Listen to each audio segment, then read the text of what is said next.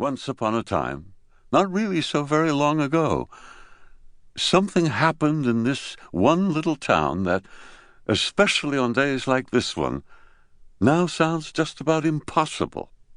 Something happened in the remote Nebraska sandhills, in a place few people today ever pass through. Something happened that has been all but forgotten.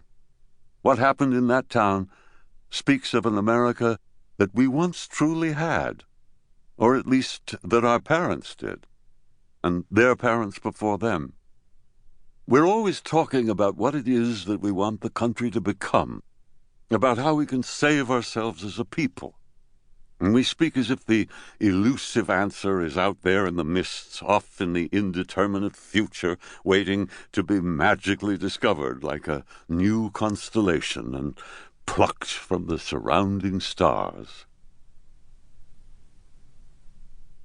Chapter 2. North Platte, Nebraska, is about as isolated as a small town can conceivably be. It's in the middle of the country, alone out on the plains. It's hours by car, even from the cities of Omaha and Lincoln.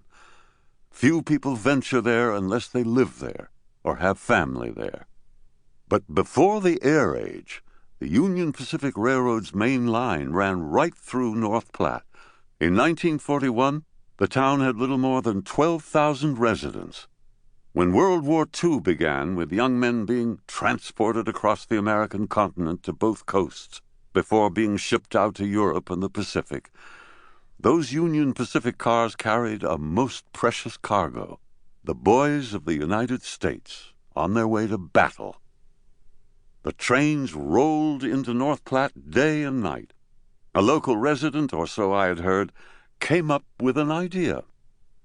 Why not meet the trains coming through to offer the servicemen a little affection and support?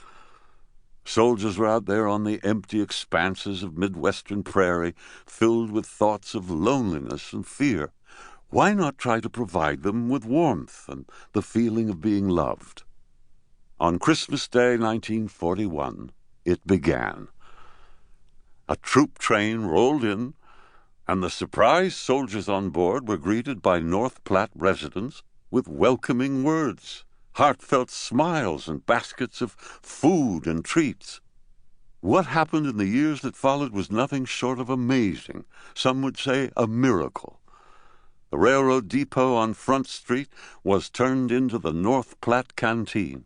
Every day of the year from 5 a.m. until the last troop train of the night had passed through, after midnight, the canteen was open.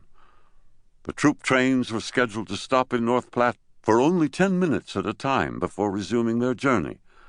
The people of North Platte made those 10 minutes count.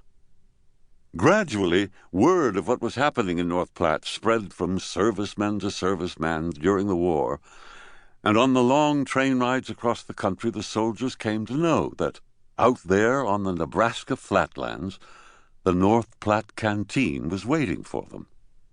Each day of the war, every day of the war, an average of 3,000 to 5,000 military personnel came through North Platte and were welcomed to the canteen.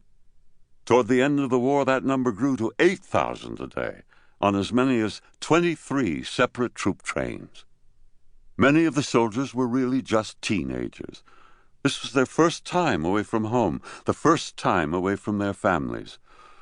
On the troop trains, they were lonesome and far from everything familiar, and they knew that some of them might never come back from the war, might never see their country again.